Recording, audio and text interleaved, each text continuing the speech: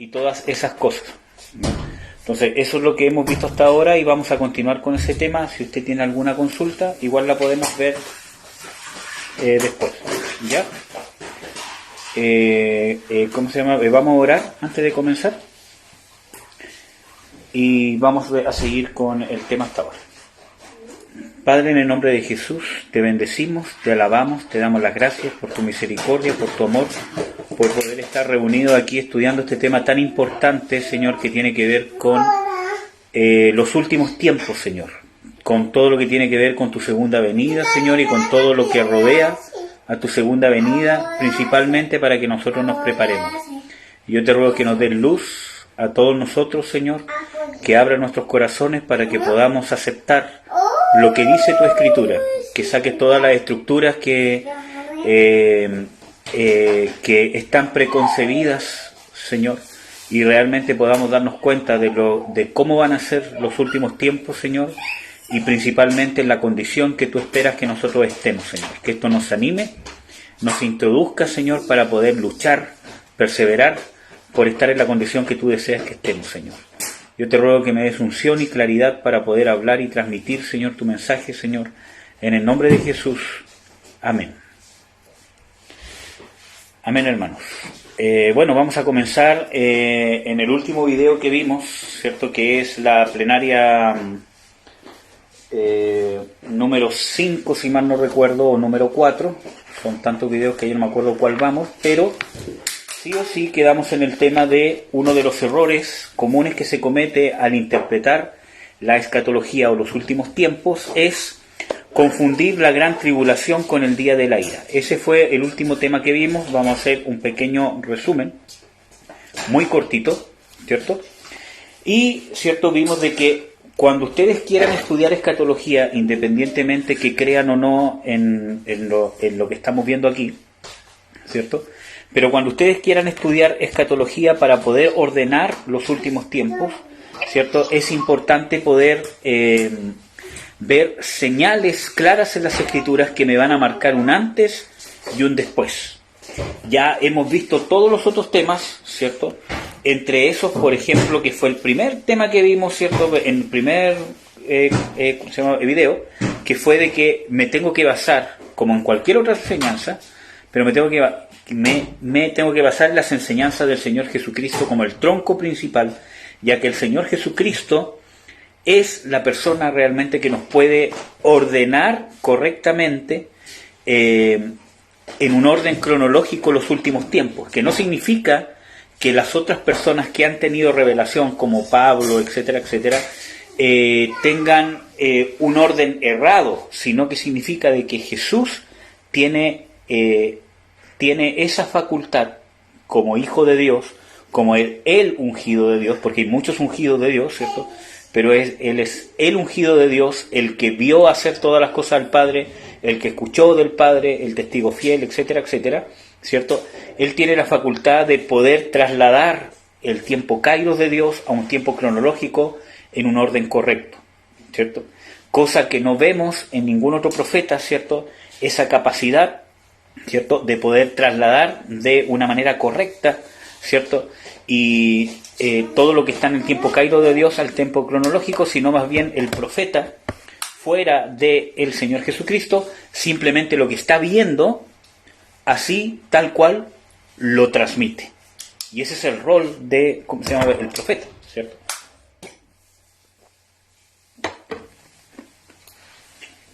Pero Jesús tiene el entendimiento para poder ver y interpretarlo de una manera correcta, de que quede ordenado en el tiempo cronológico. Bueno, entonces, uno de los errores que se cometen es confundir la gran tribulación con el día de la ira, y nosotros nos tenemos que convencer de que la gran tribulación, ¿cierto?, no es lo mismo que el día de la ira, porque muchas de las teorías que hay se basan en confundir y en interpretar de la misma manera el día de la ira con la gran tribulación. El día de la ira no es un día de 24 horas, es un tiempo específico, es el día, el momento en que Dios va a desatar su ira contra los que han rechazado la verdad, que es Jesús, ¿cierto? Y que es su palabra. Pero la gran tribulación es un periodo diferente y principalmente nosotros nos damos cuenta en la Biblia porque Jesús los separa. Jesús dice claramente de que la gran tribulación, dice, después de la gran tribulación o de la grande aflicción de estos días, eso está en Mateo 24, ¿cierto? Dice de que después de la gran tribulación de estos días, después se oscurecerá el sol y la luna no dará su resplandor, etcétera, etcétera. Entonces, nosotros nos encontramos con esa señal y que Jesús dice claramente de que después de la gran tribulación viene esta señal. No es una interpretación, no es una forma de interpretar, sino que Jesús lo dice textual y literalmente. Pero la Escritura nos muestra de que el día de la ira viene después de esta señal. Nosotros vimos Apocalipsis 6, 12 al 17, nos habla de que viene esa señal y después de esa señal las personas se esconden en las rocas, en las peñas y dicen caed sobre nosotros, ¿cierto? Porque y escondernos de la ira del Cordero. En Isaías 13, del 9 al 13, también nos habla de que esta señal, que se oscurecerá el sol, etcétera, etcétera, ¿cierto? Esta señal marca el inicio del día de la ira, o de la ira de Jehová. Y en Joel 2:31 también nos muestra de que el día grande y terrible de Jehová ocurre después de que el sol se oscurecerá y la luna no dará su resplandor. Entonces, la Biblia es clara, no es una interpretación, la Biblia es clara. Después de esta señal viene el día de la ira y antes de esta señal viene la gran tribulación. No pueden ser el mismo periodo de tiempo, imposible. Pero la teoría que más se acepta, justamente, dice de que es el mismo día. Por lo tanto, como vamos a entender de que hay algunos escritos en la Biblia que dice que no hemos sido puestos para ira, ¿cierto? Que la sangre de Jesucristo nos libra de la ira. Entonces, como nosotros interpretamos, ¿cierto?, de que la gran tribulación es lo mismo que la ira, dice, ahí está, no vamos a pasar por la gran tribulación. Y no, ahí no está, porque el día de la ira, o la ira de Dios, no es lo mismo que la gran tribulación. Dios no va a desatar su ira en la gran tribulación. Y nosotros tenemos que entender eso.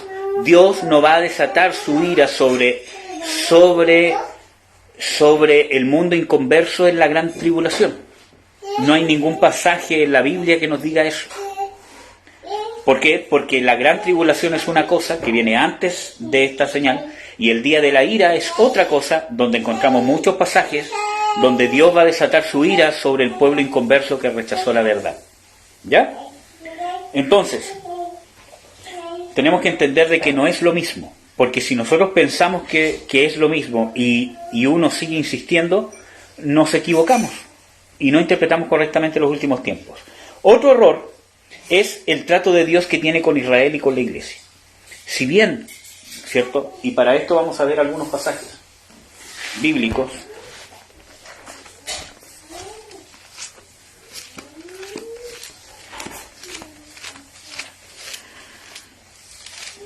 Vamos a abrir Romanos, que es un pasaje muy usado, incluso por los judaizantes muchas veces. Aunque el libro de Romanos es un libro que echa abajo el tema de judaizar, de que un cristiano judaice, pero ocupan este pasaje.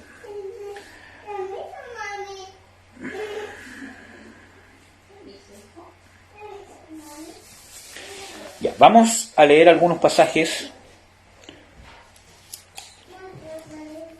Déjeme buscar el versículo.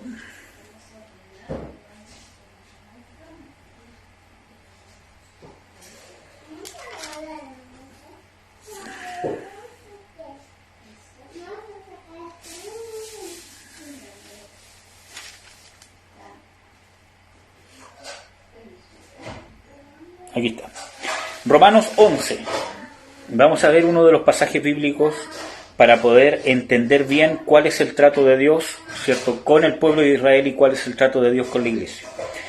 Que obviamente lo que va a hacer Dios va a traer consecuencias, ¿cierto?, o vamos a vivir en los mismos procesos tanto el pueblo de Israel como la iglesia de el Señor Jesucristo. Sin embargo, hay muchos propósitos que no son iguales. Aunque los dos pasen por el mismo periodo, de tiempo, ¿cierto? Pero hay muchas cosas especiales que Dios está trabajando y que Dios va a trabajar y que Dios va a hacer con el pueblo de Israel, que algunas cosas no atañen directamente a la iglesia. Y también hay cosas en la iglesia del Señor Jesucristo que no atañen directamente al pueblo de Israel. Y vamos a explicarlo por qué bíblicamente, para poner bases. Romanos 11. Vamos a ver el versículo 15. Porque si el extrañamiento de ellos es la reconciliación del mundo, está hablando del pueblo de Israel, ¿qué será el recibimiento de ellos sino vida de entre los muertos? Y si el primer fruto es santo, también lo es el todo. Y si la raíz es santa, también lo son las ramas. Que si algunas de las ramas fueron quebradas, y tú, siendo acebuche o olivo silvestre, has sido injertado en lugar de ellas y has sido hecho participante de la raíz y de la grosura de la oliva, no te jactes contra las ramas. Y si se jactas, sabe que no sustenta tú la raíz, sino la raíz a ti. Pues las ramas, dirás, fueron quebradas para que yo fuese injertado. Bien, por su incredulidad fueron quebradas, mas tú por la fe estás en pie. No te ensoberbezcas, antes teme, que si Dios no perdonó a las ramas naturales, a ti tampoco no te perdonará. Mira pues la bondad de Dios y la severidad de Dios. La severidad ciertamente con los que cayeron, mas la bondad para contigo si permanecieres en la bondad, pues de otra manera tú también serás cortado. Y aun ellos, si no permanecen en incredulidad, serán ingeridos, que poderoso es Dios para volverlos a injertar. Porque si tú eres cortado del olivo silvestre y contra naturaleza fuiste injertado en el olivo natural, ¿cuánto más estos, que son las ramas naturales, serán injertados en su propia oliva? ¿Ya? Entonces vamos a explicar un poquito esto. Pablo aquí está hablando de un olivo y está hablando de una raíz. Está haciendo una alegorización, ¿ya? Que así como hay un olivo natural, ¿cierto?, haciendo referencia al pueblo de Israel, que uno podría comparar esto con algunas referencias en el Antiguo Testamento hacia el pueblo de, ¿cómo se llama?, Israel, ¿cierto? Pero está diciendo de que el pueblo de Israel es un olivo natural y que el pueblo de los gentiles es un olivo silvestre, ¿ya? Y que los que no han creído en el Mesías, ¿cierto?, son ramas naturales que han sido cortadas por causa de su incredulidad del olivo natural. Y los gentiles que han creído en el Mesías, Dios los ha sacado del natural y los ha injertado contra la naturaleza, ¿cierto?, al olivo natural.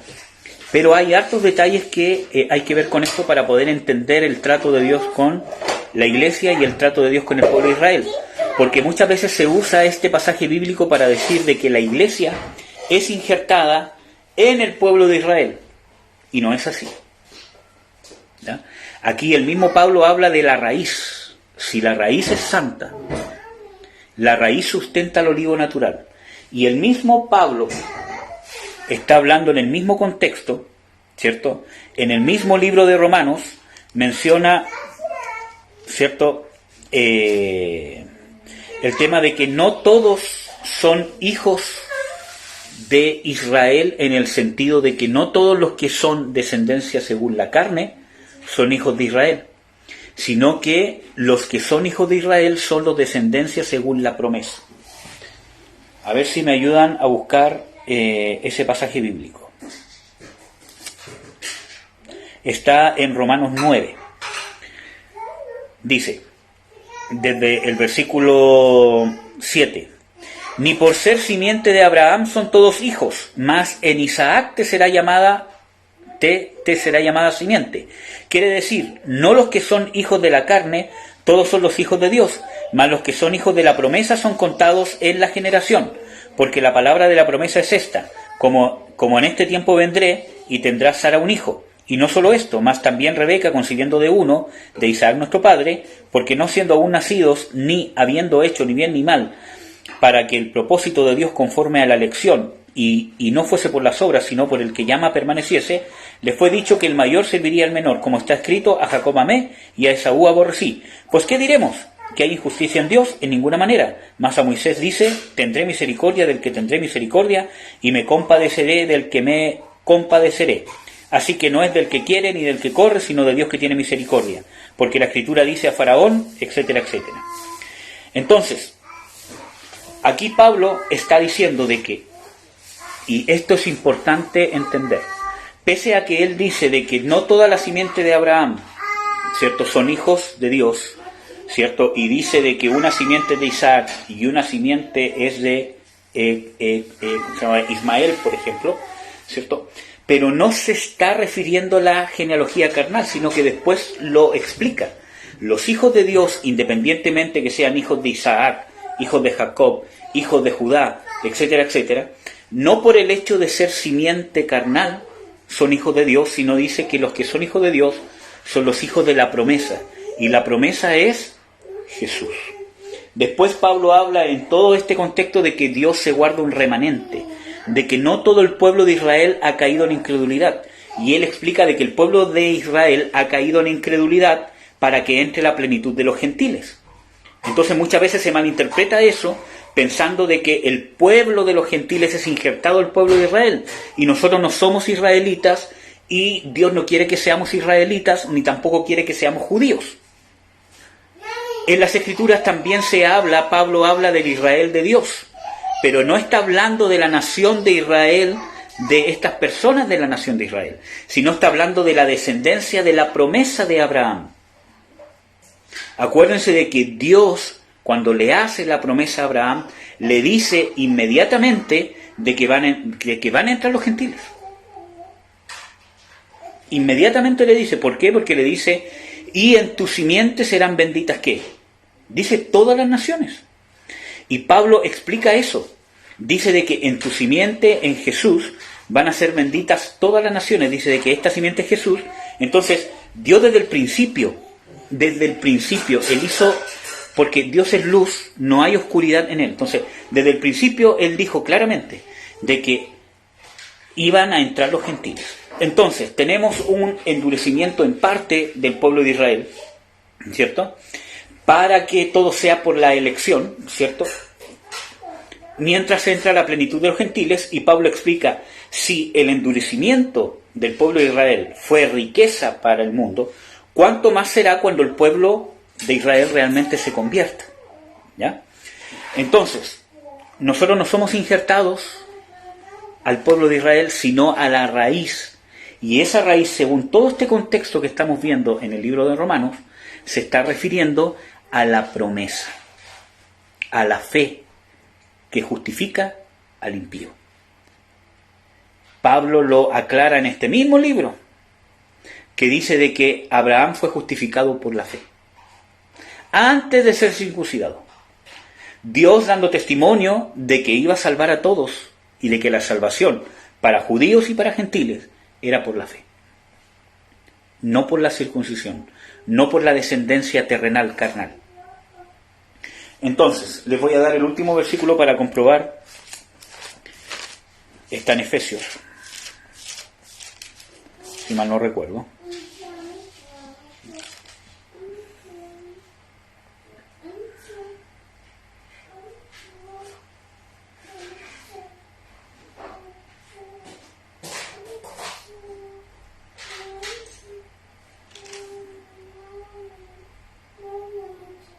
Aquí está. En Efesios 2, versículo 13, dice, desde el versículo 11, dice, por tanto, acordaos que en otro tiempo vosotros los gentiles en la carne, aquí está hablando de que son gentiles en la carne, ¿cierto? No erais llamados, erais llamados sin circuncisión, por la que se llama circuncisión, hecha con mano en la carne, que en aquel tiempo estabais sin Cristo, alejados de la República de Israel y extranjeros a los pactos de la promesa, sin esperanza y sin Dios en el mundo. Entonces muchas veces se malinterpreta este pasaje diciendo de que aquí dice de que cuando los gentiles se convierten pasan a ser parte de la ciudadanía, ¿cierto? Y ya no son extranjeros, sino pasan a ser parte de la ciudadanía de Israel. Vamos a ver de que no dice eso el pasaje. Dice, El versículo 13. Mas ahora en Cristo Jesús, vosotros que en otro tiempo estabais lejos, habéis sido hechos cercanos por la sangre de Cristo, porque Él es nuestra paz, que de ambos hizo uno. ¿De ambos qué? ¿De qué está hablando Pablo? Del pueblo de Israel y del pueblo de los gentiles. Y aquí está diciendo, de ambos hizo uno. No de que ustedes ahora son del pueblo de Israel, sino de ambos, tanto del pueblo de Israel en su genealogía, ¿cierto?, terrenal, y de los gentiles que creen en Cristo, de ambos hizo uno. Vamos a ver, derribando la pared intermedia de separación, dirimiendo en su carne las enemistades, la ley de los mandamientos en orden a ritos, para edificar en sí mismo los dos en un nuevo hombre, haciendo la paz. Tanto para los del pueblo de Israel, los descendientes directos de Abraham en su genealogía, tanto para los gentiles, como nosotros somos injertados a Dios en Cristo Jesús en un solo nuevo hombre. Los dos tienen que ser transformados en un solo nuevo hombre. Y ahí está hablando del nuevo nacimiento, para que la salvación es una, y la salvación es una para los gentiles y es una para los del pueblo de Israel. Y es el mismo proceso de salvación solo por la sangre de Jesucristo de Nazaret. Un israelita, por mucha descendencia que sea de Abraham, si no se convierte a Cristo, hasta el momento que no se convierte a Cristo, no es salvo. Pero Dios tiene un trato especial con el pueblo de Israel, de que Él mismo, Señor Jesucristo, se va a encargar de revelarse al pueblo de Israel de una manera clara, diciéndole, yo soy tu Dios, que yo te escogí. Espérame un poquito.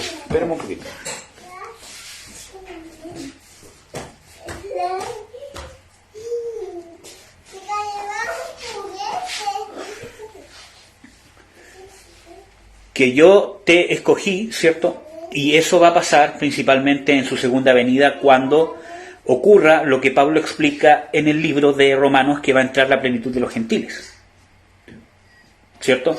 Y que ahí ya el pueblo de Israel se va a convertir, ¿ya? Entonces, que es parte de lo que vamos a ver en el siguiente punto. Entonces, importantísimo, hermanos, aquí dice claramente de que tanto los del pueblo de Israel como los gentiles, nosotros nos unimos a Dios en un solo nuevo hombre. Los dos necesitan el nuevo nacimiento. En el Antiguo Testamento Dios les promete al pueblo de Israel, especialmente en el libro de Ezequiel, que los va a hacer nacer de nuevo. Dice, los limpiaré con agua limpia y pondré dentro de vosotros un espíritu nuevo y un corazón nuevo y un corazón de carne, y pondré mi espíritu dentro de vosotros, para que hagáis mi voluntad y guardéis mis mandamientos. Entonces Dios les promete que los va a hacer nacer de nuevo. ¿Ya? Versículo 16 de Efesios 2 dice, y reconciliar por la cruz con Dios a ambos en un mismo cuerpo, matando en ellas las enemistades. Entonces, los gentiles y el pueblo de Israel son reconciliados en la cruz en un mismo, ¿qué cosa? Cuerpo. ¿Cuál es el cuerpo de Cristo? La iglesia. La iglesia no es una institución, hermanos. Nosotros muchas veces decimos, no, es que la iglesia, ¿cierto?, es una cosa, el pueblo de Israel. Miren, hermanos, la iglesia son los que se convierten a Cristo. No es una institución religiosa.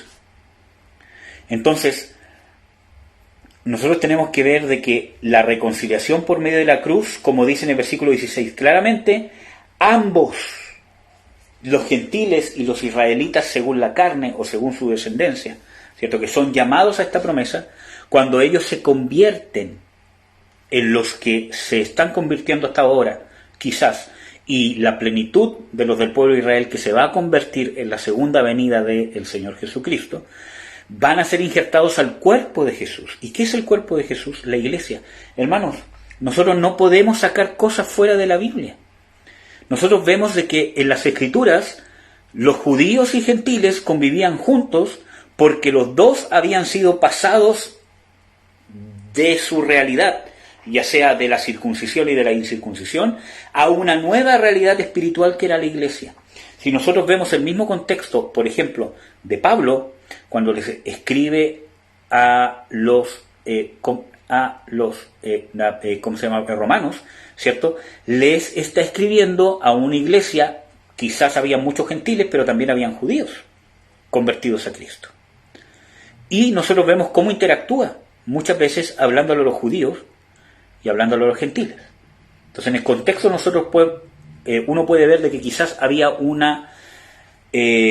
mayor número de gentiles, pero también había judíos. Nosotros vemos en el libro de Hechos también de que las iglesias eran judíos con gentiles, y una de las cosas que había, ¿cierto?, era cómo tratar los problemas que habían de algunos de la circuncisión que querían seguir manteniendo algunas cosas de la circuncisión, cómo poder llevarlas dentro de los gentiles para entender de que ya no eran judíos, sino que habían pasado a ser parte del cuerpo de Cristo. Pablo lo dice claramente cuando reprende, a Pedro. Dice: nosotros, siendo del linaje de Abraham, siendo hijos de los padres, siendo hijos de las promesas, nosotros sabemos que no pudimos alcanzar la salvación por medio de la ley de Moisés.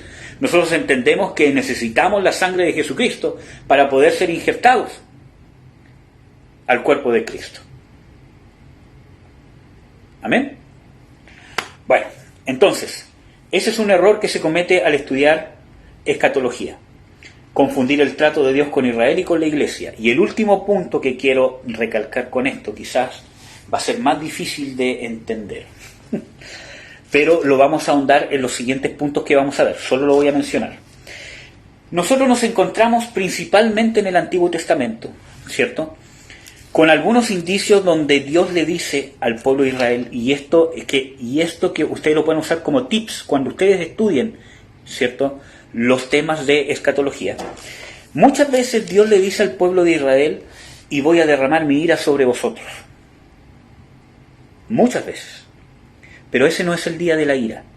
Hay otras partes donde Dios dice textualmente: viene el día terrible y grande de Jehová, viene el día de la ira, viene el día grande y espantoso de Jehová, y yo derramaré mi ira. Nosotros tenemos que entender de que el pueblo de Israel,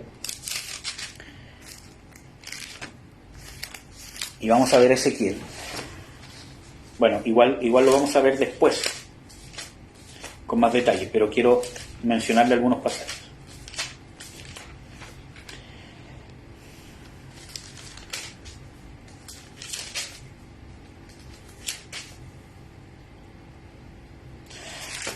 Miren, vamos a ver, para que quede más claro todavía, porque creo que en Ezequiel hay que leer mucho para poder entenderlo. Vamos a ver un pasaje que lo explica mejor: Isaías 13.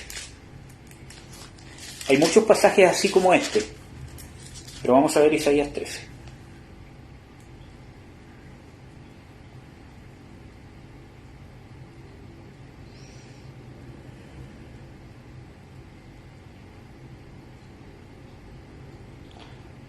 Vamos a ver.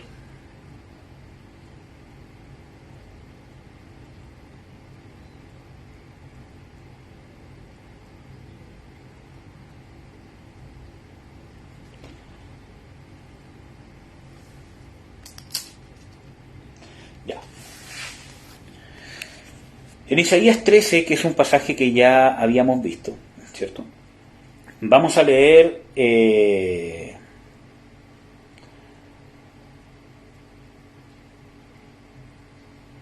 desde el versículo 8. Y se llenarán de terror, angustias y dolores, los comprenderán, tendrán dolores como mujer de parto, se pasmarán cada cual al mirar a su compañero sus rostros de llamas. Ahí está hablando del ejército de Dios.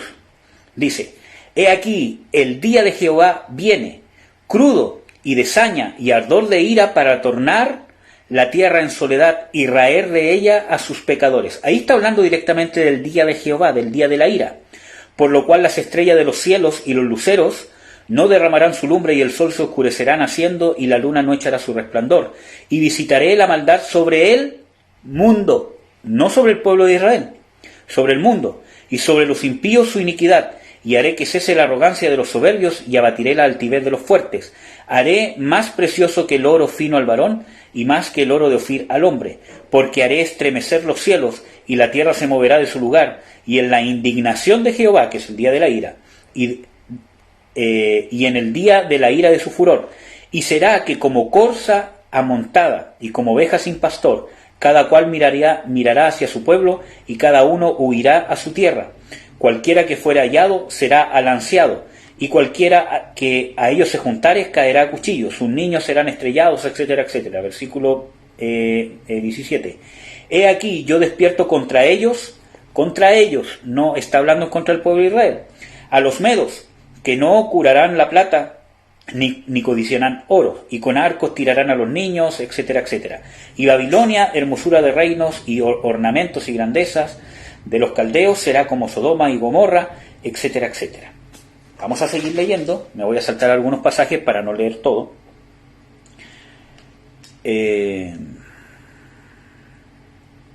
Versículo 14. Porque Jehová tendrá piedad de Jacob, y todavía escogerá a Israel, y hará reposar en su tierra, y a ellos se unirán los extranjeros, y se allegarán, ¿cierto?, a la familia de Jacob, y los tomarán los pueblos, y los traerán a su lugar, y la casa de Israel los poseerá por siervos y criadas en la tierra de Jehová, y cautivarán a los que los cautivaron, y enseñorearán a los que los oprimieron. Dice, y será en el día que Jehová te diera reposo de tu trabajo y tu temor, y de tu dura servidumbre, y que te hicieron servir, que levantarás esta parábola sobre el rey de Babilonia y dirás, ¿cómo paró el exactor? ¿Cómo cesó la ciudad codiciosa de oro? Quebrantó Jehová el bastón de los impíos, el cetro de los señores, al que con ira hería los pueblos, de llaga permanente, el cual se enseñoreaba de las gentes con furor, y las perseguía con crueldad. Descansó, sosegó toda la tierra, cantaron alabanzas, aún las hayas se holgaron de ti, y los cedros y los líbanos.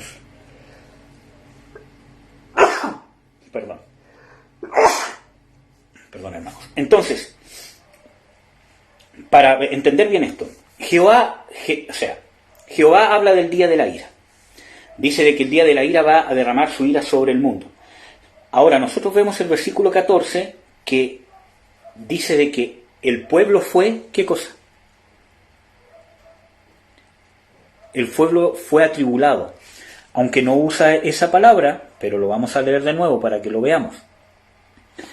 Dice, y los tomarán los pueblos, y los traerán a su lugar, y la casa de Israel lo poseerá por siervos. Versículo 3, y será en el día que Jehová te diera reposo de tu trabajo, y esa palabra trabajo es aflicción, ¿cierto? Y de tu temor, o sea que el pueblo estuvo en temor, y de la dura servidumbre que te hicieron servir, que levantarás esta parábola sobre el rey de Babilonia y dirás, ¿cómo paró el exactor que cesó la ciudad codiciosa de oro? Quebrantó Jehová el bastón de los impíos, el cetro de los señores. Ahí está hablando de que se enseñorearon sobre el pueblo de Israel. Dice, quebrantó Jehová, el versículo 6, al que con ira hería a los pueblos, de llaga permanente, el cual se señoreaba de las gentes con furor, y las perseguía con crueldad.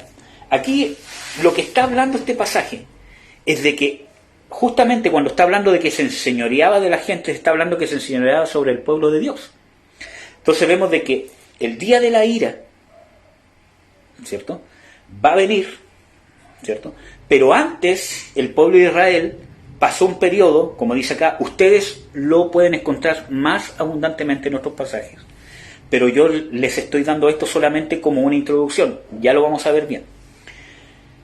Viene un periodo de aflicción sobre el pueblo de Israel, que la Biblia lo llama, ¿cierto?, el inicio de la abominación desoladora. Ustedes lo pueden ver en muchos pasajes bíblicos, en Isaías, en Jeremías y cierto, en muchos profetas, donde dice claramente de que Dios está enojado con el pueblo de Israel, de que Dios está airado con él, pero va a usar a las naciones, entre ellos Babilonia. Dios menciona que va a usar a Babilonia, Dios menciona que va a usar a Egipto, Dios menciona que va a usar a Siria, y menciona muchas cosas más, que va a ser el tiempo de los gentiles, ¿cierto?, donde Dios los va a usar y va a permitir de que se enseñoreen sobre el pueblo de Israel. Si ustedes siguen leyendo Isaías 14, desde el versículo 12 al versículo 19, hace una referencia a Satanás. Y esto solamente se los voy a comentar como se llama, una introducción. Ustedes, yo creo que ya saben lo de, ¿cómo se llama? El anticristo. En segunda de Tesalonicenses dice claramente de que se mueve según la operación de Satanás. En Apocalipsis dice de que Satanás es el que le dio su poder, el que le dio su autoridad, ¿cierto? Y aquí vemos un tema importante porque, miren hermanos, lo vamos a ir viendo en los otros estudios bien, ¿cierto? Con los pasajes bíblicos. Pero este periodo donde Dios va a depurar a su pueblo Israel, que empieza con la abominación desoladora, descrita en Mateo 24, por ejemplo, y descrita en el libro de Daniel, ¿cierto?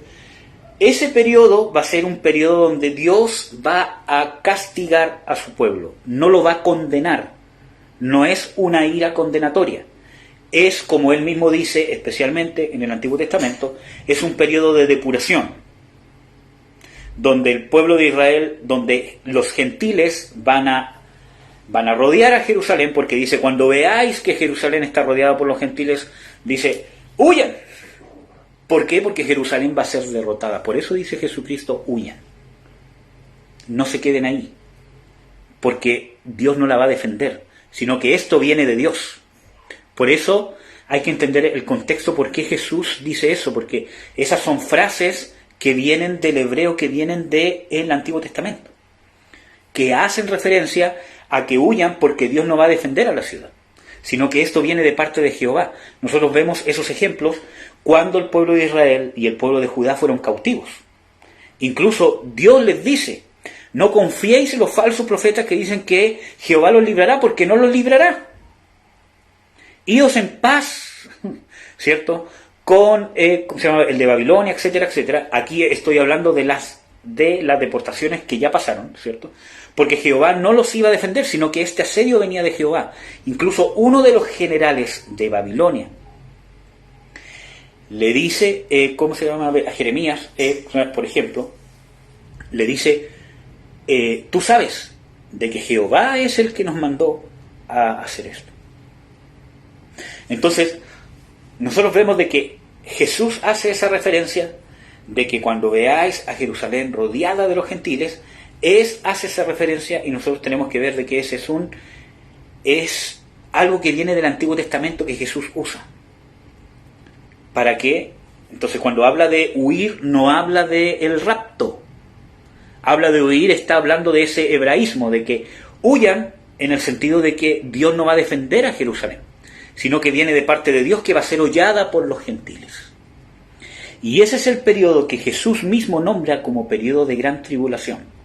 Y ustedes van a ver en todo el Antiguo Testamento, especialmente en las profecías concernientes al pueblo de Israel, que está hablando del periodo donde Dios va a depurar a su pueblo, donde Dios dice, y van a ser castigados, van a ser hollados, y donde nombra a Egipto, a Babilonia, a Siria, etcétera, etcétera. ¿Cierto? Nombra a los gentiles que Dios los va a usar para hollar al pueblo de Israel. Y ese periodo es el gobierno del anticristo. El gobierno en esplendor del anticristo es ese periodo, porque él se va a enseñorear, como dice aquí. Babilonia, el cetro que se enseñoreó sobre nosotros, etcétera, etcétera. Y esta es una referencia que hace de Babilonia. Es una. Hay muchas referencias que hablan de los gentiles, de Egipto, etcétera, etcétera. Entonces, ¿cómo se enseñoreó? ¿Cómo pisoteó? ¿Cómo oyó? Pero después viene la vuelta de mano. Ustedes pueden ver en los mismos profetas que después Dios profetiza en contra de Babilonia, que Dios empieza a profetizar en contra de Egipto. Dice, ¿por qué te ensoberbeciste en contra de Israel? Porque te ensañaste contra él, entonces ahora yo voy a descargar mi ira sobre vosotros. Y es lo mismo que dice acá. La ira de Dios, ¿cierto? Es un periodo donde Dios va a desatar su ira contra el pueblo inconverso que no recibió la verdad. Pero la gran tribulación, este periodo de aflicción, ¿cierto? Es un periodo que Dios va a permitir, donde Dios le va a dar autoridad al anticristo a los gentiles de vencer al pueblo de Israel.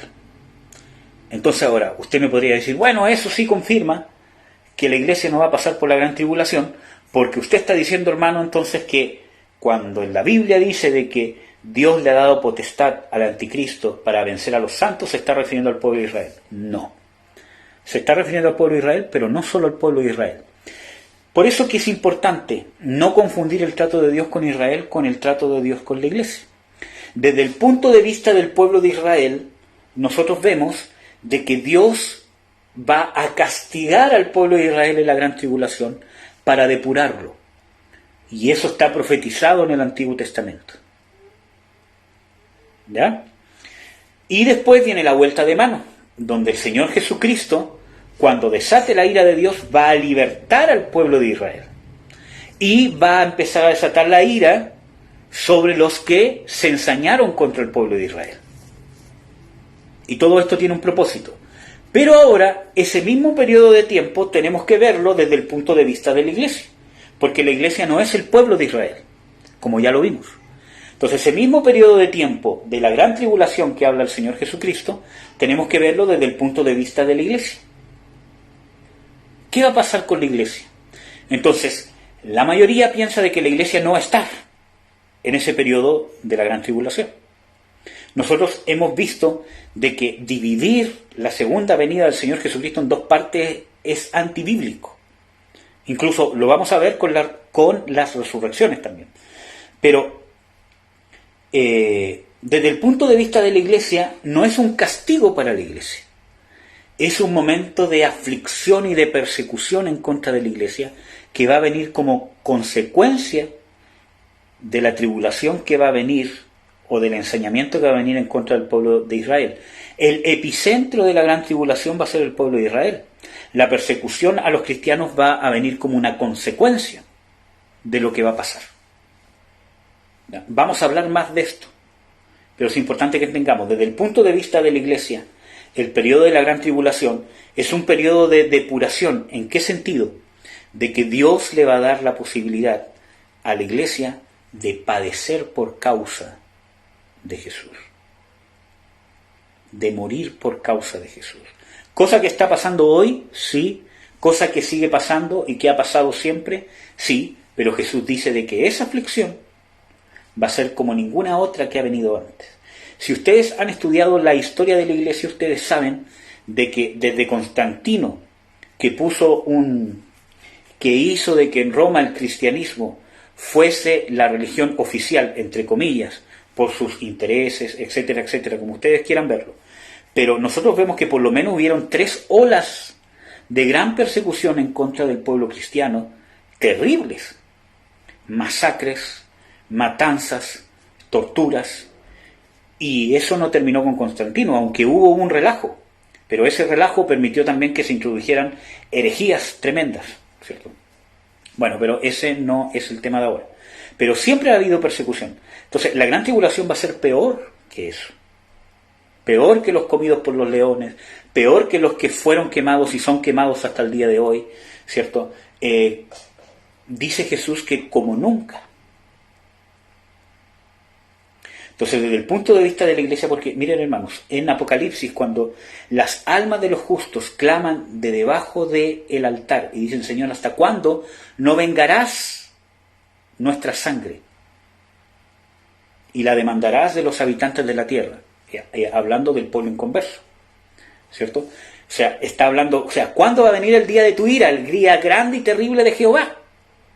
Porque esa es la promesa que espera el pueblo de Dios, el día grande y terrible de Jehová. No porque Dios nos va a sacar, sino porque va a ser el día en que Dios va a desatar sus justos juicios. ¿Y qué se les dice a esas almas? Esperad un poco, porque aún falta que se complete el número de vuestros consiervos que deben morir igual que vosotros. Entonces, nosotros tenemos que entender de que para Dios, como dice en las Escrituras, que es honrosa es la muerte de sus santos. Para Dios es un honor que un cristiano muera por causa de Jesús. Entonces, nosotros tenemos que empezar a ver con la vista de Dios. nuestra vista es limitada. Nosotros decimos, ¿cómo Dios nos va a permitir pasar por la gran tribulación? ¿Cómo Dios nos va a permitir sufrir, que nuestros hijos sean quemados, etcétera? Ustedes saben de que los cristianos, o los primeros cristianos en estas tres grandes olas de persecución, eran echados a los leones, etcétera, etcétera, con sus niños en brazos. Que sus niños eran comidos también por las bestias, y que ellos, aparte de ver eso que estaba pasando, tenían que prepararse porque ellos también iban a pasar eso. Pero hoy Dios es cruel. No, hermano.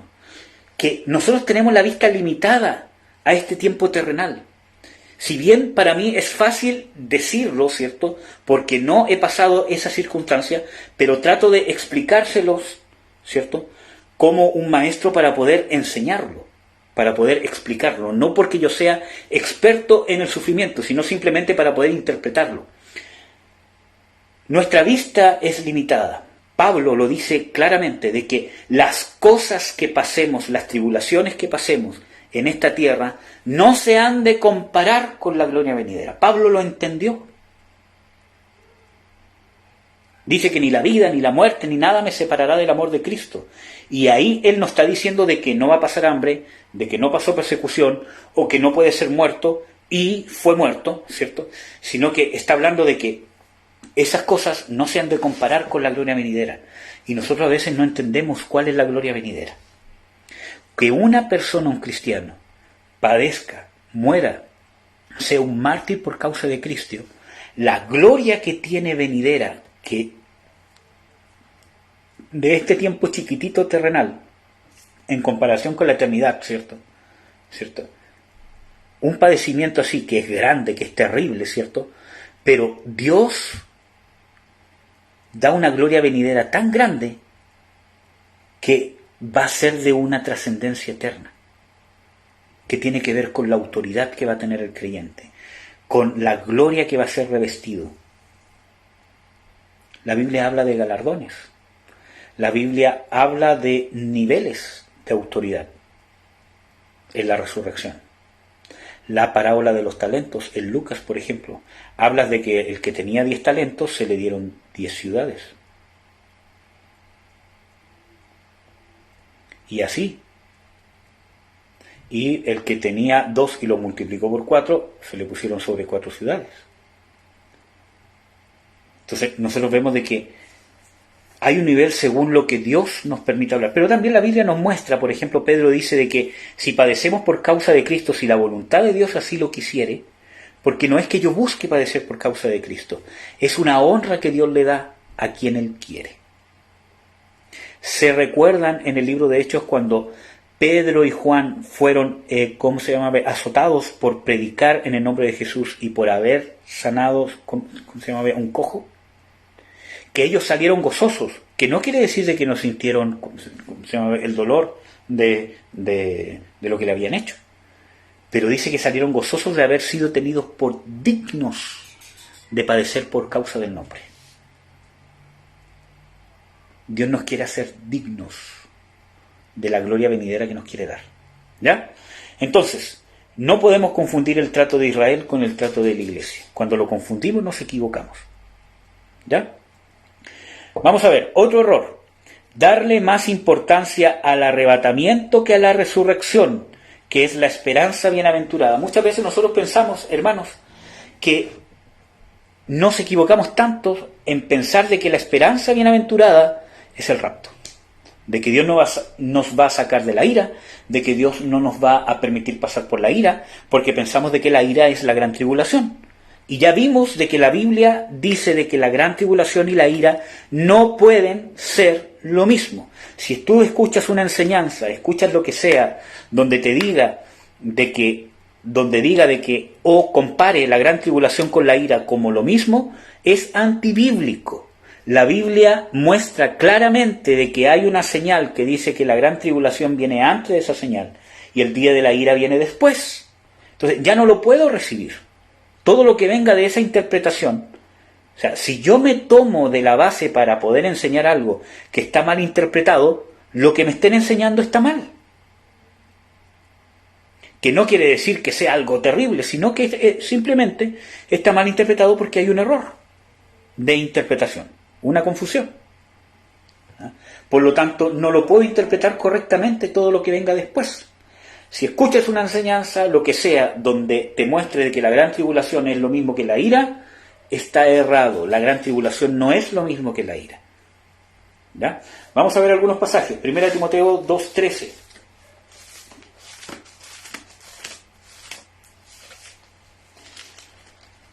Primera Timoteo 2:13 dice, porque Adán, Tito 2:13, me equivoqué.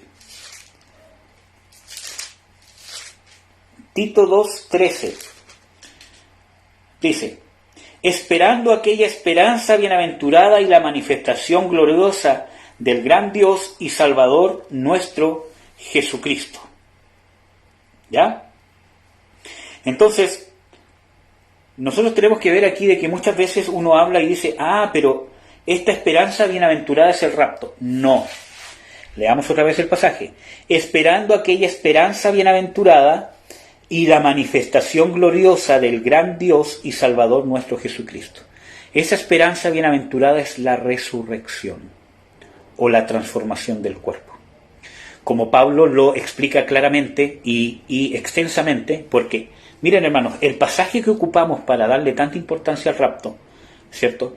El contexto de todo el pasaje, Pablo viene hablando de la resurrección, de la esperanza bienaventurada, de que lo incorruptible, o sea, de que esto corruptible es necesario que se vista de incorrupción, etcétera, etcétera. Habla todo eso y menciona esporádicamente que vamos a ser arrebatados como un hecho circunstancial y nosotros decimos, el rapto es el tema principal.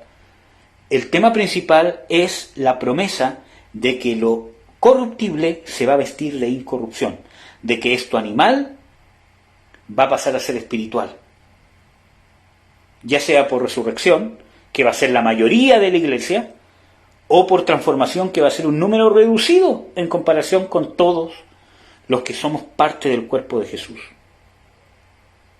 ¿Ya? Vamos a ver otros pasajes. Hechos 24:15. Hechos 24:15 dice, teniendo esperanza en Dios, que ha de haber resurrección de los muertos, así de justos como de injustos, la cual también ellos esperan. ¿Qué dice aquí? Teniendo esperanza en Dios, que ha de haber resurrección de los muertos, así de justos como de injustos. ¿Cuál es la esperanza? Que ha de haber ¿qué? Resurrección. Aquí ni siquiera habla de la transformación. ¿Y saben por qué? Porque la resurrección es más importante. Les vuelvo a reiterar, le hemos dado tanta importancia al arrebatamiento, a los que van a quedar vivos, y yo he escuchado enseñanzas de que es un misterio, de que el misterio extraordinario que le fue revelado a Pablo es que la iglesia va a ser raptada. Y ese no es el misterio. Él dice, y este es un misterio, ¿cierto? No todos moriremos, sino que los que quedemos vivos seremos transformados. Pero el misterio es, ¿cierto? Porque hay un inconveniente, dice, la promesa es la resurrección. Pero va a haber gente viva cuando venga el Señor Jesucristo. Entre esos, parte de su iglesia. ¿Y qué hacemos con esto? ¿Mueren primero? Entonces vemos de que es un tema circunstancial. Y como ya vimos, uno de los errores es pensar de que Pablo es el único que tiene, o es el que tiene mayor revelación de la segunda venida, y yo he escuchado gente que dice de que Pablo es el único que tiene la revelación clara de la segunda venida, de que Dios no se la reveló a Pedro, que no se la reveló a Juan, que no se la reveló a nadie más que a Pablo. No. Y vimos nosotros que bíblicamente no hay ningún pasaje en la Biblia que diga eso. Pablo dice, esto os digo en misterio, pero no dice, este misterio me fue revelado solo a mí. Ni tampoco hace referencia a eso que es único. Entonces, tenemos que tener cuidado. Pablo en ninguna parte dice que tiene mayor revelación que otros. Él habla de un hombre que fue al cielo, ¿cierto?, etcétera, etcétera, pero en ningún momento dice que tiene mayor revelación. Nosotros vimos que bíblicamente, cuando él defiende su ministerio, dice de que se le considere que él tiene la misma revelación que los grandes apóstoles. No dice mayor.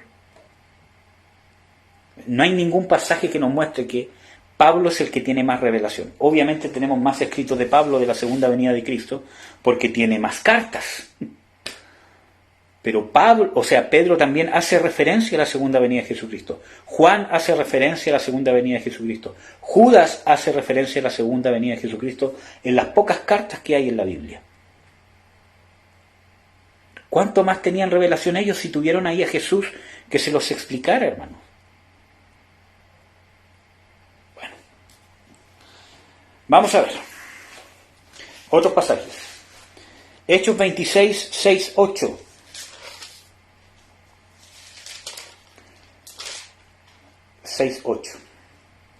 Y ahora, por la esperanza de la promesa que hizo Dios a nuestros padres, soy llamado en juicio. Dice, por la esperanza de la promesa que hizo Dios a nuestros padres. Vamos a ver cuál es la esperanza de la promesa. A la cual promesa nuestras 12 tribus, sirviendo constantemente de día y de noche, esperan que han de llegar. Por la cual esperanza, oh rey Agripa, soy acusado de los judíos. Está hablando de la esperanza que abriga él, y él dice que también los judíos. ¿Qué? ¿Juzgase cosa increíble entre vosotros que Dios resucite los muertos? ¿De qué esperanza está hablando? De la resurrección de los muertos. De la venida del Mesías, que el Mesías iba a resucitar de los muertos y que iba a dar la esperanza de la resurrección. Entonces, ¿cuál es nuestro problema? Que le damos más importancia al arrebatamiento, que es mencionado una vez en la Biblia.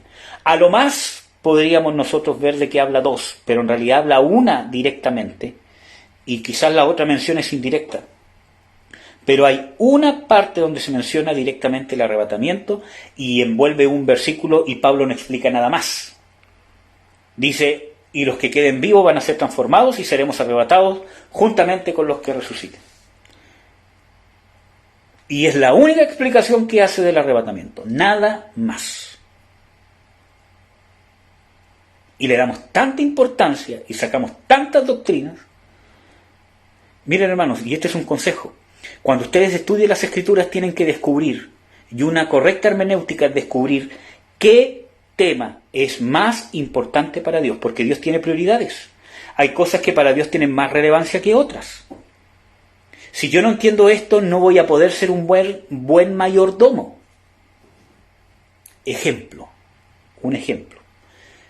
¿Qué hago, por ejemplo, si hay una persona que necesita comer en la calle, ¿cierto? Porque lleva 3 días sin comer, por ejemplo, y tengo a mis hijos que también llevan 3 días sin comer en mi casa.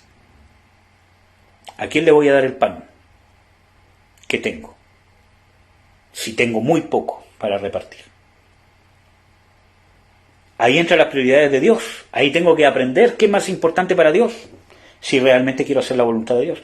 Obviamente va a ser mi familia primero. Y eso podríamos verlo hasta con textos bíblicos. Si yo no entiendo cuáles son mis prioridades de una manera práctica, no voy a poder entender la verdadera voluntad de Dios. Entonces tengo que entenderlo.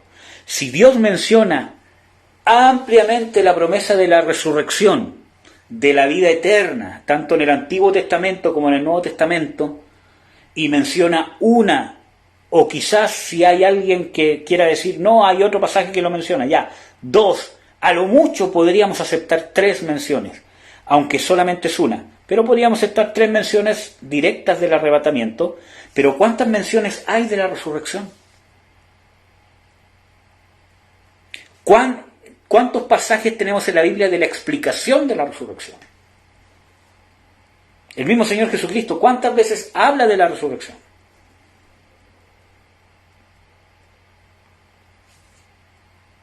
No es mi interpretación.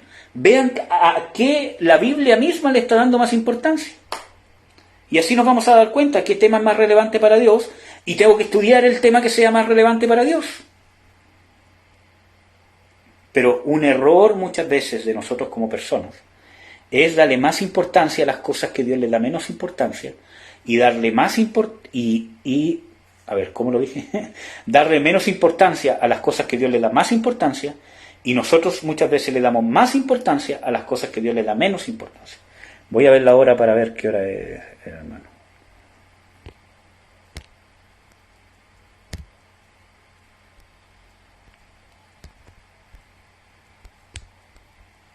No sé qué hice.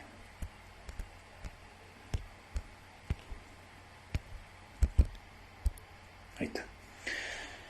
Entonces tenemos que aprender, amados hermanos. ¿Ya? ¿Qué hora es? Las 22:30. Vamos a hacer la introducción del próximo punto. Del otro error que se comete al interpretar los pasajes bíblicos. Hermanos, yo les aconsejo, vean las otras plenarias. Son largas, ¿cierto? O son varias, porque hay algunas cortas. Véanla, sáquense los prejuicios, medítenla. No es el mejor estudio que van a encontrar de escatología, pero por lo menos tomen lo que dice la Escritura, sáquense los prejuicios de las teorías preconcebidas y traten de entenderlas con una mente en blanco, ¿cierto? Por eso que yo antes de empezar este estudio de escatología, me he dedicado en estos 5 o 6 videos a poder aclarar los errores que se cometen primero al interpretar los eventos finales. Pero véanlo con la claridad como si estudiaran cualquier otro tema bíblico. Pero a veces es tan difícil enseñar esto porque nos aferramos a algo, ¿cierto? Y aunque la Biblia diga lo contrario, me aferro tanto, hermano. Y eso no puede pasar en un creyente. No puede pasar en un creyente. Ni con este tema ni con cualquier otro. Entonces, vamos a ver. El otro error que se comete es: ¿quiénes son los escogidos que Jesús dice que van a estar en la gran tribulación? Chachachachan. ¿Quiénes son los escogidos que Dios dice que van a estar en la gran tribulación? Vamos a ver Mateo 24, 27, 21 al 27, porque Jesús nos habla. Espérense, déjenme ver si al 27 o al 22, si al 27. Jesús habla de que van a haber escogidos en la gran tribulación. Miren, hermanos, cuando yo empecé a hablar de este tema de escatología hace años atrás, había mucha gente que veía el tema de los videos. Y yo no hago, ¿cómo se llama? El tema de los videos para que haya mucha gente que los vea, ni muchos me gusta, etcétera, etcétera. Ustedes ven de que, si ustedes ven, estos son videos que los ve muy poca gente en comparación con otros videos, ¿cierto? Sino que lo hago simplemente por si para alguien es de bendición, amén, gloria a Dios, y algo que Dios puso en mi corazón hace mucho tiempo. Vamos a ver Mateo 24, pero desde que empecé a hablar de este tema de escatología, que la poca gente que había, por lo menos se fue más de la mitad, que no vio ningún otro video, ni de doctrina, pese a que habían sido edificados por la doctrina, que habían encontrado buena doctrina, etcétera, etcétera, que habían estado todos de acuerdo. Pero como vieron, piensa lo contrario que pensamos nosotros en escatología, lo desecho completamente. Es triste, hermano. Es triste, porque eso nos muestra que nosotros muchas veces tenemos ídolos. Y los ídolos, sí son estatuas, ¿cierto? Y todas esas cosas, pero también son cosas que nosotros ponemos más importantes que la palabra. Y a veces esta teoría del rapto pretribulacional, ¿cierto? Se convierte en un ídolo. Por eso que primero partí viendo los errores, ¿cierto?, que se cometen y las malas interpretaciones, porque hay muchos estudios, pero mal interpretados, diciendo de que la iglesia no va a pasar por la gran tribulación. ¿Amén? Y la Biblia no dice eso. Bueno, vamos a ver Mateo 24, como les había dicho, desde el 21. Dice: porque habrá entonces gran tribulación, cual no fue desde el principio del mundo hasta ahora, ni será. Y si aquellos días no fuesen acortados, ninguna carne sería salva, mas por causa de los escogidos aquellos días serán acortados. Entonces, si alguno os dijere, he aquí está el Cristo, o allí, no creáis, porque se levantarán falsos cristos y falsos profetas y darán señales grandes y prodigios, de tal manera que engañarán, si es posible, aún a los escogidos. Hermanos, ¿a quién miren, y aquí sin tratar de interpretar, pero Jesucristo está diciendo en qué periodo van a haber falsos cristos, falsos profetas, y que darán grandes señales y prodigios de tal manera que engañarán, si es posible aún, a los escogidos? ¿En qué periodo lo está diciendo Jesús? En la gran tribulación. Alguien me puede decir, hermanos, que lo que pasa es que en el principio de dolores, que sale antes, en Mateo 24, también dice que van a haber engañadores y falsos cristos. Sí, lo dice, pero dice que también van a haber en el periodo de la gran tribulación. Nosotros sabemos de que habla de que al anticristo se le va a dar potestad para engañar, para vencer a los santos, que va a hacer prodigios, señales engañosas según la operación de Satanás. Eso sale en 2 Tesalonicenses. Entonces tenemos que nosotros concluir de que en este periodo de la gran tribulación Satanás justamente va a cumplir esto. Es el anticristo, hermano. Es el falso Cristo de los falsos cristos.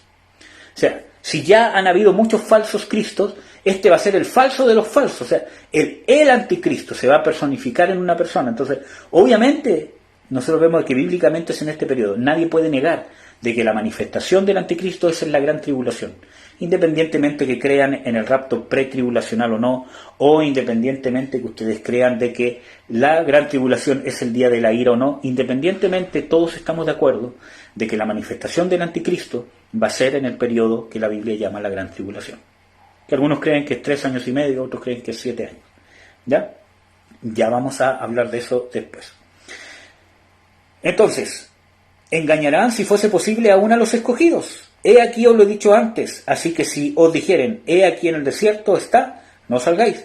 He aquí en las cámaras, no creáis, porque como el relámpago que sale del oriente y se muestra hasta el occidente, así será también la venida del Hijo del Hombre.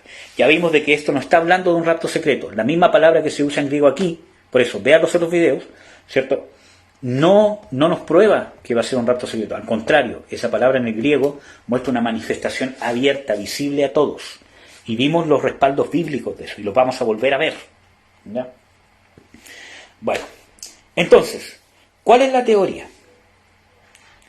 ¿Cierto? Porque para todo esto hay una explicación. No, hermanos, que esos escogidos es el pueblo de Israel. Porque la Biblia muestra de que el pueblo de Israel son escogidos de Dios.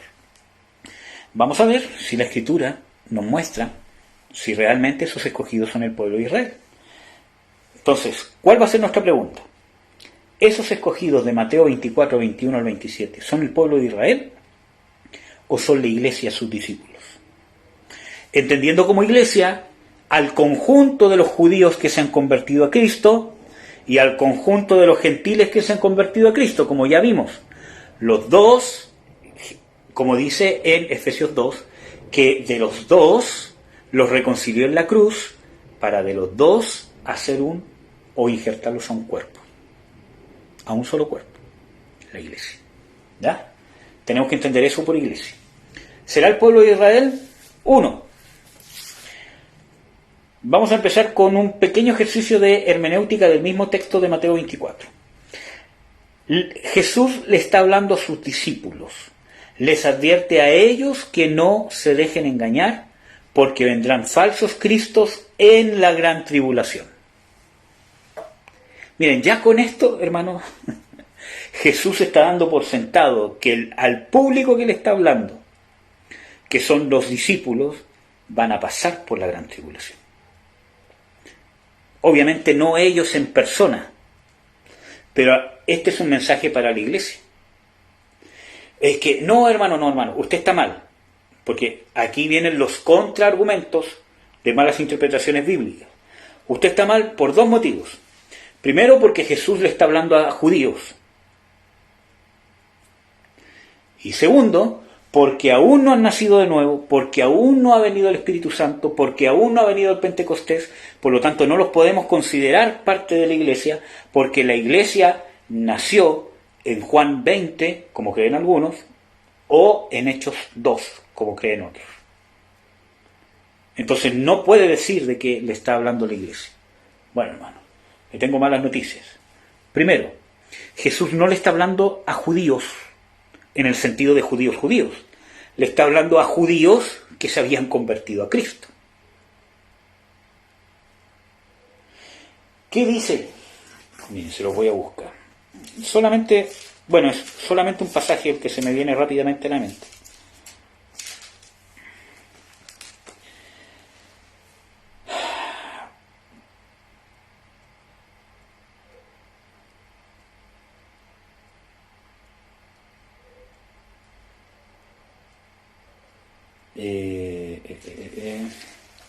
Los voy a buscar.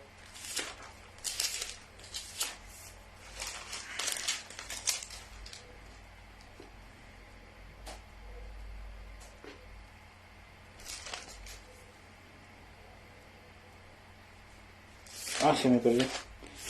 Denme un segundo. Que no solo se los quiero decir, sino que se los quiero leer.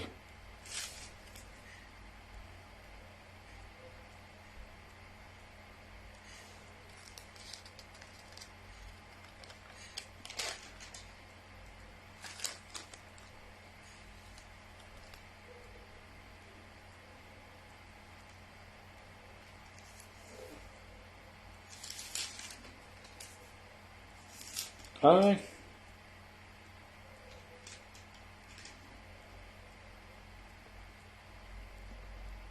Aquí está.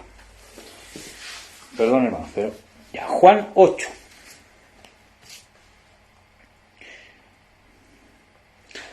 Vamos a leer Juan 8 desde el versículo 30 y lo vamos a explicar un poquito. Juan 8 desde el versículo 30 dice: hablando de estas cosas, muchos creyeron en él.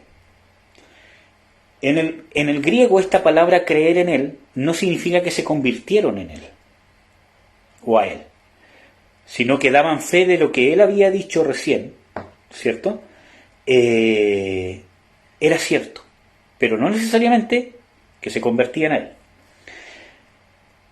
Y vamos a ver que el mismo contexto del pasaje nos lo dice. Dice: hablando de estas cosas, muchos creyeron en él, y decía Jesús a los judíos que le habían creído, no que se habían convertido, sino que le habían dado, o que ellos estaban diciendo, lo que Jesús está diciendo, sus enseñanzas, etcétera, etcétera, es verdad. O sea, es una enseñanza de Dios, ¿verdad? Dice: si vosotros permaneciereis en mi palabra, seréis verdaderamente mis discípulos. O sea, no eran discípulos.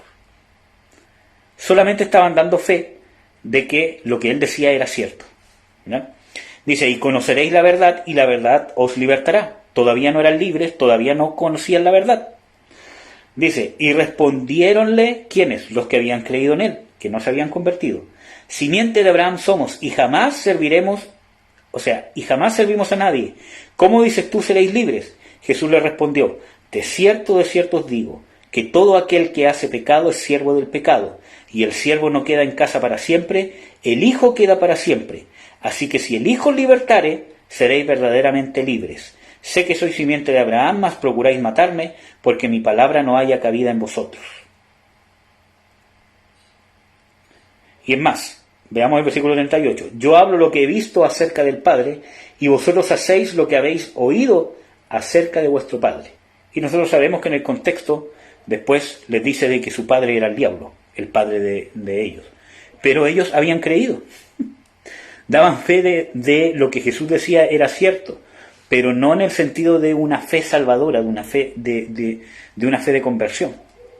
Entonces, ante el contraargumento en Mateo 24, que alguien diga, pero hermano, Jesús le está hablando a judíos. No le está hablando a los judíos en el sentido de que los judíos se conviertan, le está hablando a sus discípulos, que es diferente. En todos los evangelios nosotros vemos de que el trato de Dios con los discípulos es diferente al de los judíos en general. Así que este mensaje no es para el pueblo judío, pese a que hay muchas cosas que hacen referencia al pueblo judío. El mensaje de Mateo 24 es para los discípulos. ¿Quiénes le preguntaron a Jesús cuándo ocurrirán estas señales? ¿Los judíos? Sus discípulos. Lean Mateo 24, 1, 2. Ahora, ya hermanos, eran sus discípulos, pero eran judíos. Sí, eran judíos convertidos a Cristo. Sí, pero no es un mensaje para la iglesia, porque la iglesia todavía no era formada. Ojo con eso. Es cierto, la iglesia nació, ¿cierto?, desde un punto de vista cronológico, ¿cierto?, en Juan 20. Juan 20:21, cuando Jesús le dice, como el Padre me envió, así yo os envío a vosotros. Ya ahí le dio la autoridad a la iglesia. Y sopló sobre ellos y le dijo, recibid el Espíritu Santo. Ahí nacieron de nuevo. Y dice, sobre quienes remitieren los pecados serán, etcétera, etcétera. Ahí le dio la autoridad, pero le dijo, no hagan nada. Nació la iglesia en el hecho que tenía autoridad, pero no se activó la iglesia hasta Hechos 2, cuando vino sobre ellos el Espíritu Santo.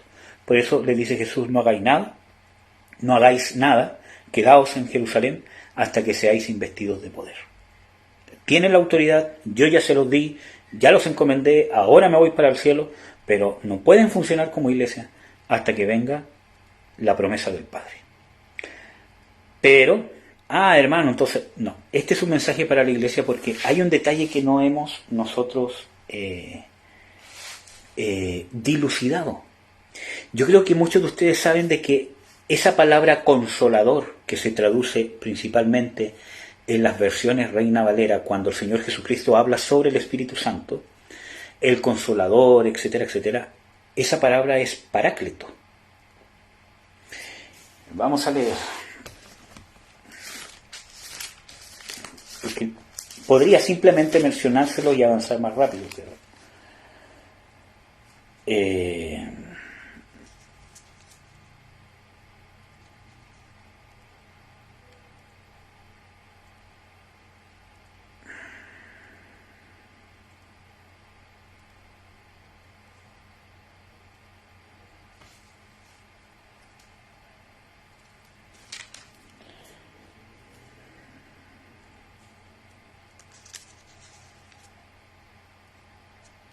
déjeme buscárselo.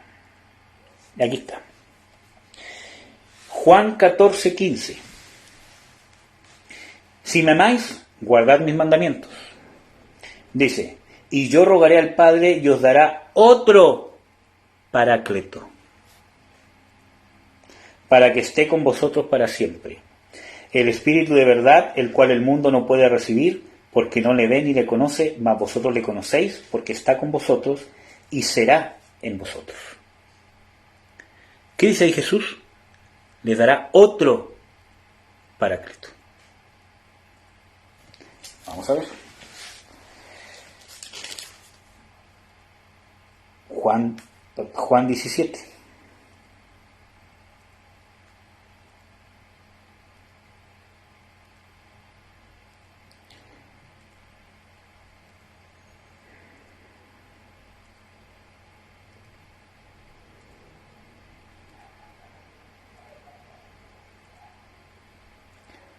Déjenme buscar el texto específico.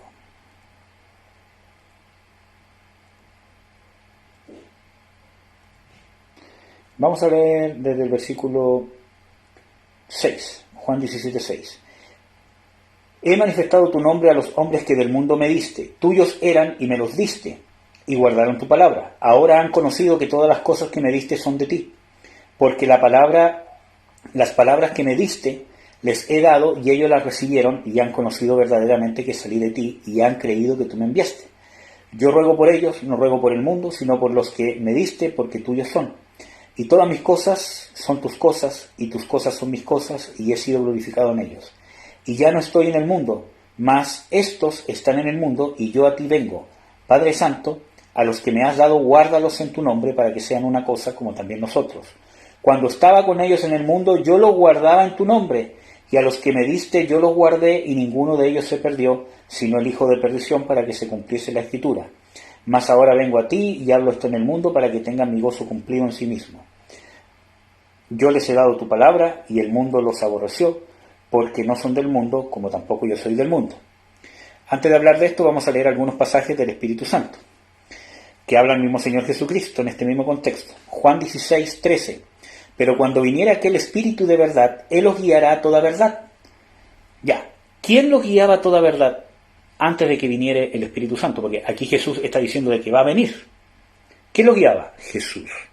Dice, yo les he dado a conocer tu palabra es verdad, como vemos en Juan 17. Porque no hablará de sí mismo, sino que hablará todo lo que oyere, y os hará saber las cosas que han de venir. y me glorificará, porque tomará de lo mío y os lo hará saber. Y todo lo que tiene el Padre mío es, por eso dije que tomará de lo mío y os lo hará saber. ¿No es lo mismo que hacía Jesús cuando estaba presente físicamente con sus discípulos? Dice, ahora han conocido que todo lo que tengo es tuyo. Vamos a ver. Y que no es lo mismo que hacía Jesús cuando dice, les he dado a conocer tu palabra. ¿Qué va a hacer el Espíritu Santo? Tomará, que no hablará de lo suyo, sino tomará de lo de Jesús. Vamos a ver Juan 15:26. Pero cuando viniere el Consolador, el cual yo os enviaré del Padre, el Espíritu de verdad, el cual procede del Padre, Él dará testimonio de mí. Vamos a ver Juan 14:26. Mas el Consolador, el Espíritu Santo, el cual el Padre enviará en mi nombre, Él os enseñará todas las cosas y os recordará todas las cosas que os he dicho. ¿Quién les enseñaba todas las cosas a los discípulos? Jesús. Y es importante que dice otro Consolador, otro Paráclito. ¿Quién hacía el papel de Paráclito cuando estaba con los discípulos? Jesús. Entonces, hermanos, es importante que nosotros podamos entender, ¿cierto?, la trascendencia del sacrificio del Señor Jesucristo desde un punto de vista eterno. Y con esto voy a terminar. En Apocalipsis, se los voy a mostrar porque seguramente van a haber hartos escépticos con esto que estoy hablando. En Apocalipsis nos encontramos con un pasaje. En Apocalipsis 13, versículo 8, dice: Y todos los que moran en la tierra le adoraron, cuyos nombres no están escritos en el libro de la vida del Cordero, el cual fue muerto desde el principio del mundo. Creo que la versión Reina Valera dice que fue inmolado desde el principio del mundo, ¿cierto? Ya. Aquí dice que fue muerto desde el principio del mundo, o inmolado o sacrificado. Entonces, aquí dice que fue muerto desde el principio del mundo, pero ¿cómo? Si pasó en el año 0. 4.000 años, más o menos, desde el hombre, ¿cierto? 4.000 años después, murió Jesucristo. Pero eso fue lo que pasó en el tiempo cronológico. Nosotros tenemos que entender de que en Eclesiastés y en una interpretación del panorama bíblico desde Génesis a Apocalipsis, uno tiene que entender de que el tiempo de Dios es diferente al tiempo humano o de esta realidad. Y perdonen que me tome este tiempo para explicar esto, pero es necesario para que entendamos muchas cosas. Primero, Dios creó el tiempo cronológico. En Génesis 1 dice, y en el principio creó Dios los cielos y la tierra. Cuando dice en el principio es porque Dios estableció un principio. Ahí está hablando de la creación del tiempo cronológico que avanza, que no puede retroceder. Nosotros hagamos lo que hagamos, no podemos detener el tiempo ni retrocederlo. El tiempo pasa. Lo queramos admitir o no lo queramos admitir, el tiempo sigue su curso. Y no hay nada que hacer. ¿Ya? Pero es una creación de Dios. Segundo, no solamente hay una diferencia en las palabras que se usan, ¿cierto?, para referirse cuando se habla del tiempo de Dios en la Biblia o cuando se habla del tiempo del hombre, porque hay una palabra que se usa que es cronos, que de ahí viene el cronómetro, la cronometría, para hacer referencia en pasajes bíblicos al tiempo humano. Pero hay algunos que se usa la palabra kairos, donde se hace referencia en algunos pasajes a un tiempo que es el tiempo de Dios, que no se rige bajo las mismas reglas del tiempo cronológico que Él creó. Tercero, nos encontramos con pasajes como en Eclesiastés, ¿cierto?, que nos hablan de que Dios dice, las cosas que fueron son, las cosas que han de ser fueron ya, y Dios restaura lo que pasó. Entonces nos encontramos de que una de las formas más sencillas de explicar, aunque más profundo que esto, ¿cierto?, pero para explicar el tiempo kairos de Dios, uno lo puede explicar en la frase que Dios es un eterno presente. Para Él todas las cosas son. Las que van a ser, son. Las que fueron, son. Por eso que dice aquí de que Jesús fue muerto desde el principio del mundo. Entonces, ¿por qué explico esto? ¿Por qué? Porque la salvación del Señor Jesucristo tiene una trascendencia eterna. Y otro ejemplo de esta trascendencia eterna de la salvación, para que me crean los que empiecen a... ¿cierto? Es una de las pruebas que yo uso, ¿cierto? Para esto es el seno de Abraham. ¿Qué tiene que ver el seno de Abraham con esto? Tiene mucho que ver. Porque ¿por qué los justos, los que fueron justificados por la fe, contando a Abraham, que dice de que él fue justificado por la fe, y está hablando de la fe salvadora, porque dice de que él es padre de la fe salvadora en Cristo Jesús, ¿verdad? No es el creador, es el padre, ¿verdad? Entonces, ¿por qué estaba en el seno de Abraham? Porque la trascendencia del sacrificio de Jesucristo, que va más allá del tiempo cronológico en el cual se hizo en este tiempo, sino que es un eterno presente, como vemos ahora, de que fue muerto o inmolado desde el principio del mundo, tiene una trascendencia al tiempo cronológico. Y esa trascendencia, gracias a esa trascendencia, a que el sacrificio de Jesucristo tiene una trascendencia que trasciende el tiempo cronológico, es que todos esos justos que creyeron en el Mesías y se justificaron por medio de la fe en el Mesías y en la promesa de Dios, aunque no la vieron, como lo explica en Hebreos, ¿cierto? Murieron y fueron al seno de Abraham. Porque ningún hombre lo merece.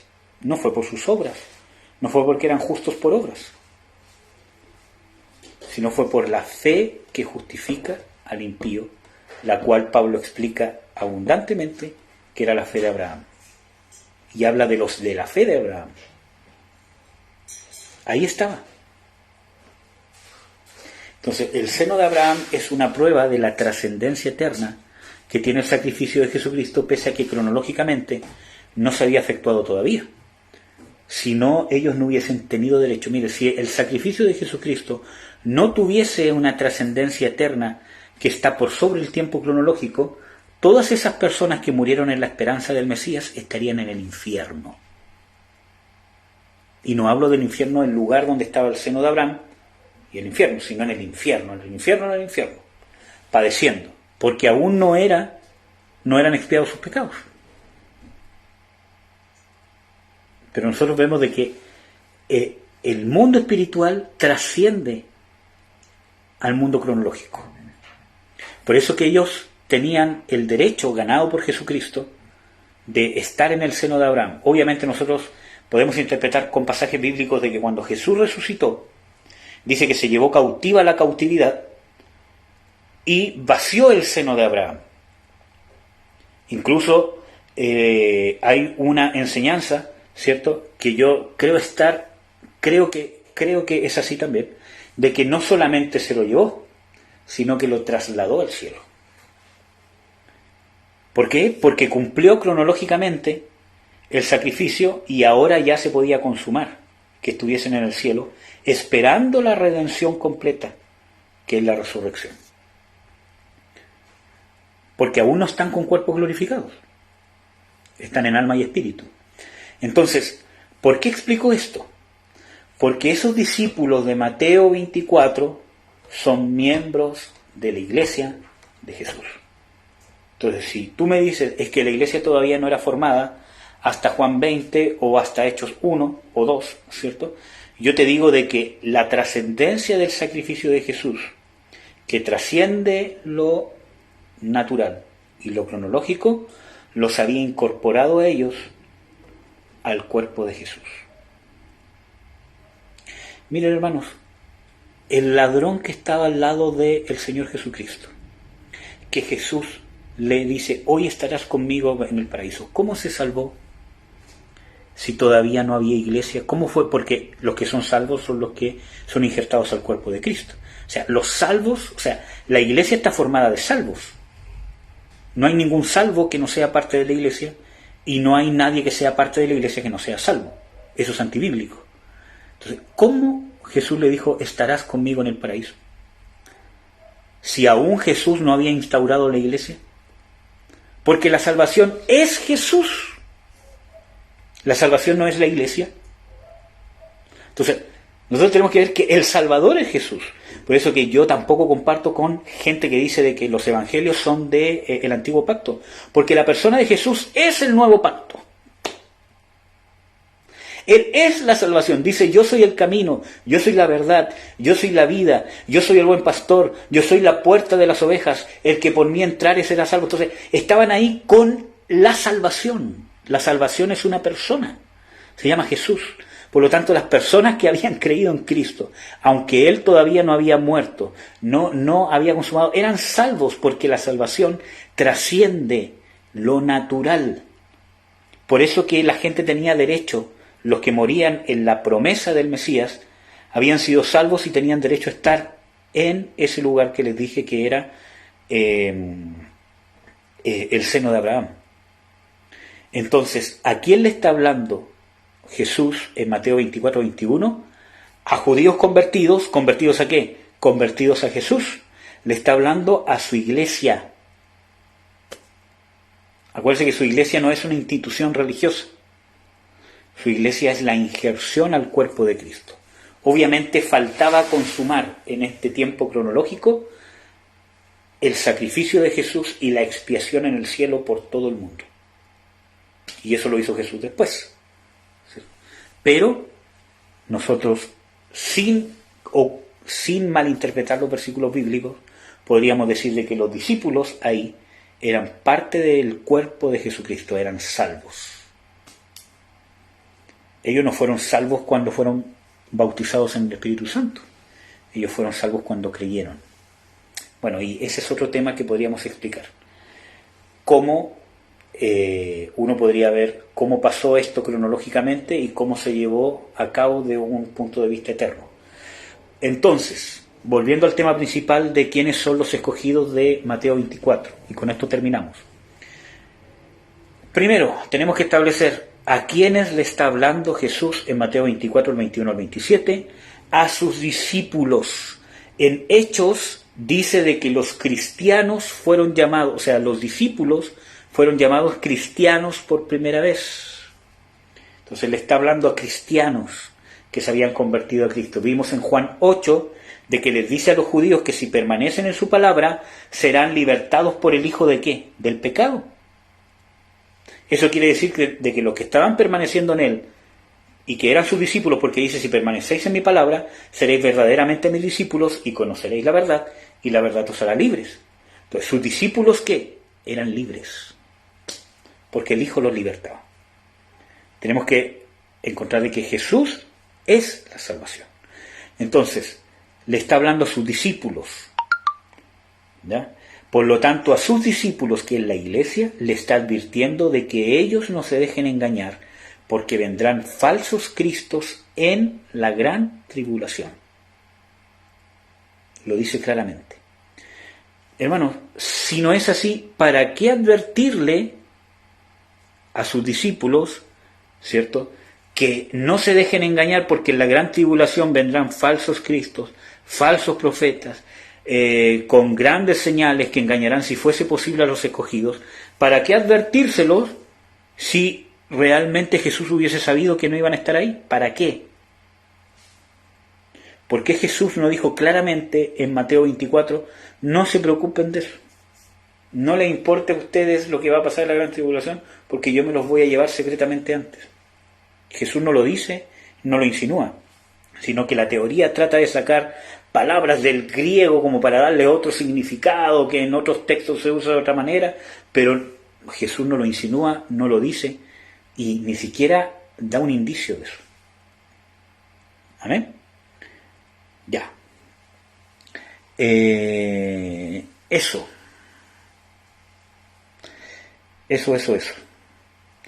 ¿Hay alguna duda, alguna consulta que quieran hacer? ¿O algún comentario? Ya. Bueno, voy a cortar